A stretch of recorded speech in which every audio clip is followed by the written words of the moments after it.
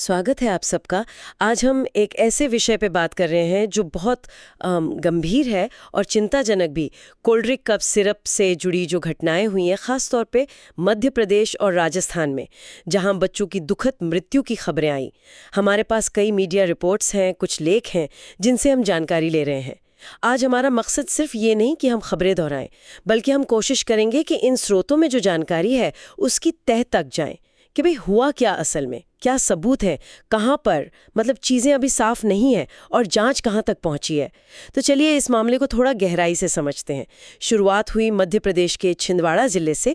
वहाँ से खबरें आई कि कुछ बच्चों ने कोल्ड ड्रिंक कफ सिरप लिया और उसके बाद उनकी तबीयत बिगड़ी और फिर मौत हो गई।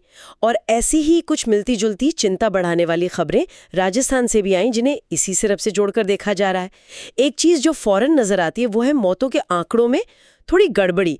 कहीं 11 लिखा है, कहीं 14, कोई रिपोर्ट 15 कह रही है। हमारे पास जो स्रोत हैं उनमें मध्य प्रदेश में 16 या राजस्थान में 4 मौतों की कोई पुख्ता सरकारी पुष्टि नहीं है। तो ये संख्या थोड़ी अभी जांच के दायरे में है, पर संख्या जो भी हो, जाहिर है हर एक मौत अपने आप में एक बहुत बड़ी त्रासदी है। बिल्कुल। और इस पूरी त्रासदी के बीच जो सबसे डराने वाली बात सामने आई है वो है इस सिरप में मिलावट का शक। खतरनाक मिलावट। कई रिपोर्ट्स बहुत साफ इशारा कर रही हैं कि कोल्ड ड्रिंक सिरप का एक खास बैच है, बैच नंबर SR31 बताया जा रहा है। मई 2025 उसकी मैन्युफैक्चरिंग डेट है। उसके सैंपल्स की शुरुआती जांच हुई है और उसमें डायथिलीन ग्लाइकॉल यानी DEG नाम का एक बहुत ही जहरीला केमिकल मिला है। DEG, ये नाम ये पहले भी सुना है मैंने। शायद वो गाम्बिया वाला जो केस हुआ था उसमें। ये है क्या असल में? क्या ये दवाइयों में इस्तेमाल होता है? हाँ, आपका शक बिल्कुल सही है। गाम्बिया मामले में भी इसी DEG का नाम आया था। और नहीं, बिल्कुल नहीं, DEG का दवाइयों से कोई लेना देना नहीं होना चाहिए, दूर दूर तक नहीं। ये तो एक इंडस्ट्रियल सॉल्वेंट है, जैसे एंटीफ्रीज में, पेंट में, ब्रेक फ्लूइड में, ऐसी चीजों में इस्तेमाल होता है। ये सस्ता होता है, तो शायद इसीलिए कभी-कभी मुनाफे के चक्कर में इसे दवा में इस्तेमाल होने वाले सेफ सॉल्वेंट्स जैसे ग्लिसरीन या प्रोपिलीन ग्लाइकॉल उनकी जगह मिला दिया जाता है, जो कि पूरी तरह गैरकानूनी है और जानलेवा भी। ये सीधा गुर्दों पर, मतलब किडनीज पर और लिवर पर अटैक करता है। तो मतलब ये कोई गलती नहीं हो सकती, ये तो जानबूझकर मुनाफे के लिए किया गया खिलवाड़ ज्यादा लग रहा है। देखिए, जब तक पूरी जांच ना हो जाए कुछ पक्का कहना मुश्किल है, लेकिन DEG का मिलना ये अपने आप में बहुत बड़ा अलार्म है। ये या तो बनाने में बहुत बड़ी लापरवाही दिखाता है या फिर हाँ, जानबूझकर की गई मिलावट। और चिंता की बात यह है कि कुछ मीडिया रिपोर्ट्स में तो ये दावा तक किया गया है कि इस बैच के सैंपल में DEG की मात्रा 48.6% तक मिली है। 48% से ज्यादा? अरे बाप रे, ये तो कल्पना से भी परे है। मतलब लगभग आधा सिरप जहर था। ये आंकड़ा तो सच में रोंगटे खड़े कर देता है। क्या सिर्फ DEG मिला है या कुछ और भी गड़बड़ियां हैं?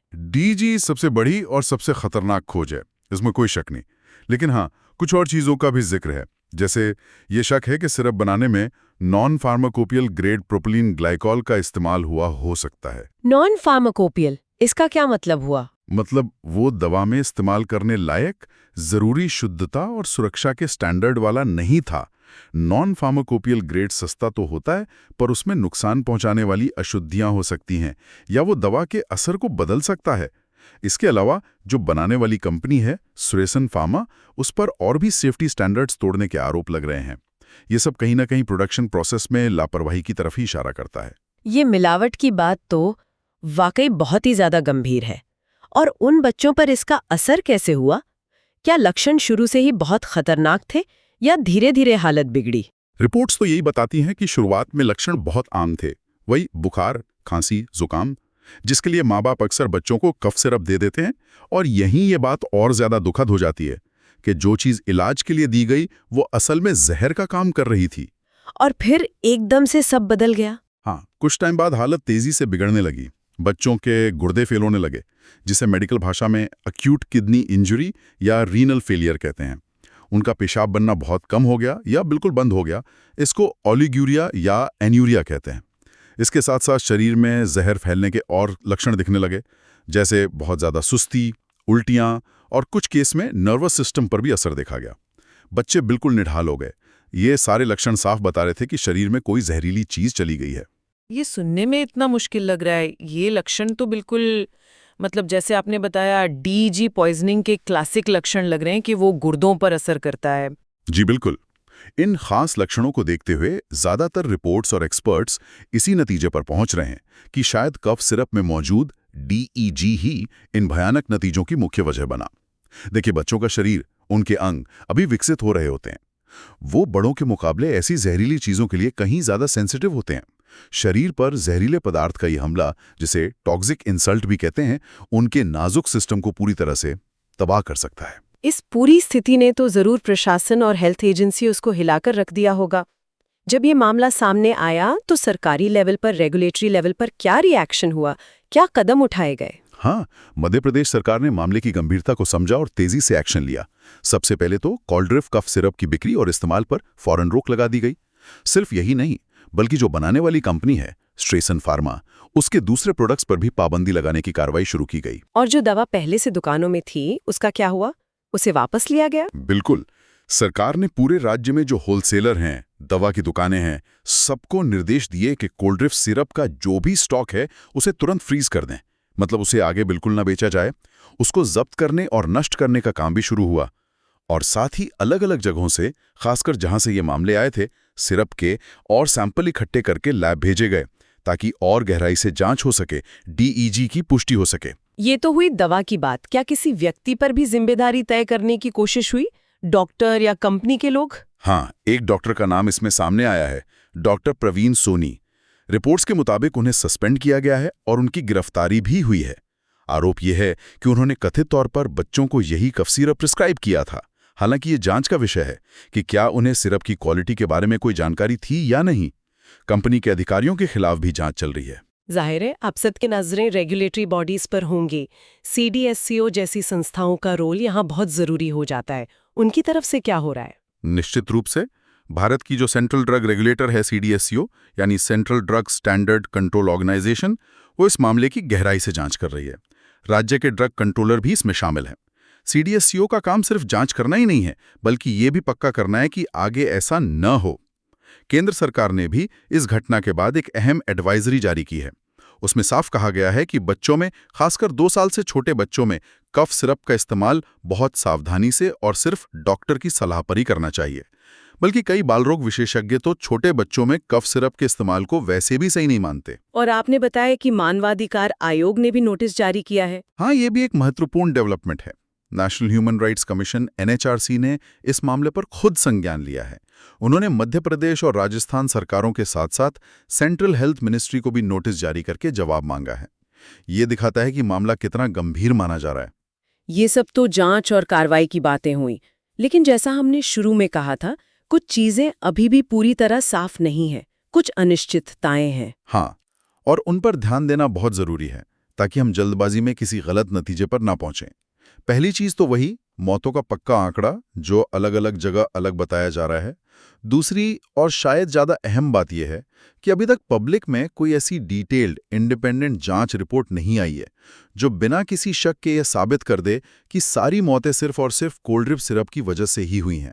मतलब आप कह रहे हैं कि कुछ मामलों में और कारण भी हो सकते हैं। ये थोड़ा चौंकाने वाला है, खासकर जब डीईजी की पुष्टि हुई है। देखिए, डीईजी का मिलना बहुत ही गंभीर बात है और ये निश्चित रूप से मौत का एक बड़ा कारण हो सकता है, खासकर 48.6% जैसी मात्रा में। लेकिन मेडिकल साइंस में, खासकर जब बच्चों की बात हो, तो किसी भी नतीजे पर पहुंचने से पहले सारे एंगल्स देखने पड़ते हैं।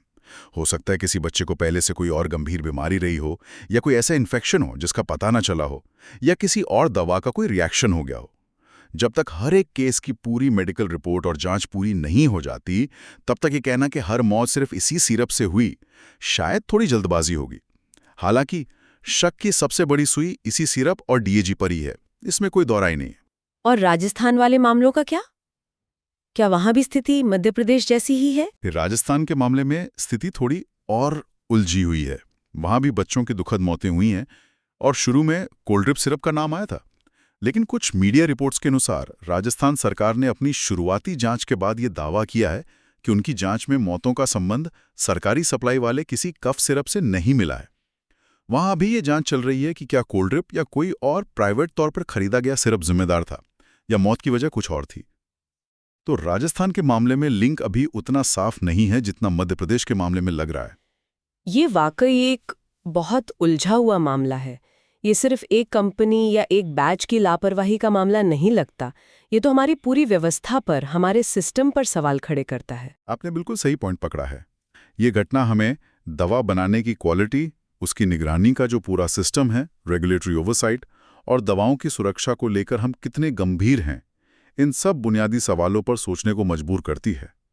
क्या हमारे क्वालिटी कंट्रोल के तरीके काफ़ी हैं? क्या रेगुलेटरी बॉडीज़ के पास इतनी ताकत और साधन हैं कि वो ऐसी घटनाओं को रोक सकें और दोषियों को सज़ा दिला सकें? ये सवाल आज बहुत ज़रूरी हो गए हैं। और जैसा कि कुछ स्रोतों ने याद दिलाया है और हमने भी जिक्र किया, ये कोई पहली बार तो हो नहीं रहा है। गाम्बिया का मामला भी अभी ज्यादा पुराना नहीं है। दुर्भाग्य से हाँ, गैम्बिया में 2022 में लगभग 70 बच्चों की मौतें, वो भी भारतीय कंपनी के बनाए कफ सिरप में DEG और EG यानी कि एथिलीन ग्लाइकॉल, एक और जहरीला केमिकल, की मिलावट की वजह से हुई थी। उस घटना ने दुनिया भर में भारत की फार्मा इंडस्ट्री की इमेज पर बहुत गंभीर सवाल खड़े किए थे। तब भी बहुत आश्वासन दिए गए थे कि नियम सख्त होंगे, निगरानी बढ़ेगी, लेकिन अब मध्य प्रदेश में फिर से DEG का मिलना, ये दिखाता है कि शायद जमीनी हकीकत उतनी नहीं बदली है जितनी बदलनी चाहिए थी। ये एक पैटर्न जैसा लग रहा है जो बहुत ही चिंताजनक है।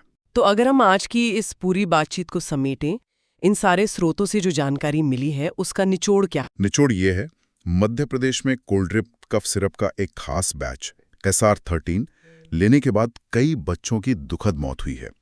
शुरुआती जांच में इस बैच के सैंपल्स में जानलेवा केमिकल DEG खतरनाक मात्रा में मिला है और यही इन मौतों का मुख्य संदिग्ध कारण माना जा रहा है। राजस्थान में भी ऐसी दुखद घटनाओं की जांच चल रही है, लेकिन वहां इस सिरप से सीधा लिंक अभी पूरी तरह साफ नहीं है। जांच जारी है। और इस घटना के बाद रेगुलेटर्स हरकत में आए हैं, सिरप बैन हुआ है, स्टॉक फ्रीज किए गए हैं, बनाने वाली कंपनी और संबंधित डॉक्टर के खिलाफ जांच और कार्रवाई हो रही है। CDSCO और NHRC जैसी संस्थाएं मामले पर नजर रखे हुए हैं, लेकिन मौतों की फाइनल संख्या क्या है और क्या हर मामले में सिर्फ सिरप ही दोषी है, इस पर अभी भी थोड़ी अनिश्चितता है। पूरी जांच रिपोर्ट का इंतजार करना होगा। बिल्कुल। और ये पूरी स्थिति हमें सिर्फ तथ्यों से आगे बढ़कर सोचने पर मजबूर करती है। ये हमें एक बुनियादी सवाल के सामने खड़ा करती है। गाम्बिया जैसी पिछली त्रासदियों और अब इस ताज़ा घटना के बाद हमें अपने दवा निर्माण, क्वालिटी कंट्रोल और रेगुलेटरी सिस्टम में ऐसे कौन से ठोस प्रणालीगत सुधार, सिस्टमिक चेक्स एंड बैलेंसेस लाने की तुरंत ज़रूरत है। किन प्रक्रियाओं को इतना मजबूत बनाना होगा कि दवा कंपनियों के लिए ऐसी लापरवाही या मिलावट करना नामुमकिन नहीं तो बहुत मुश्किल हो जाए, और अगर हो भी जाए तो फौरन पकड़ा जाए। ये वो सवाल है जिसका जवाब ढूंढना सिर्फ सरकार या इंडस्ट्री की नहीं, बल्कि हम सबकी, पूरे समाज की जिम्मेदारी है, ताकि भविष्य में ऐसी दिल दहला देने वाली घटनाएं ना हों। ये एक ऐसा विचार जिस पर हम सबको सोचने की जरूरत है।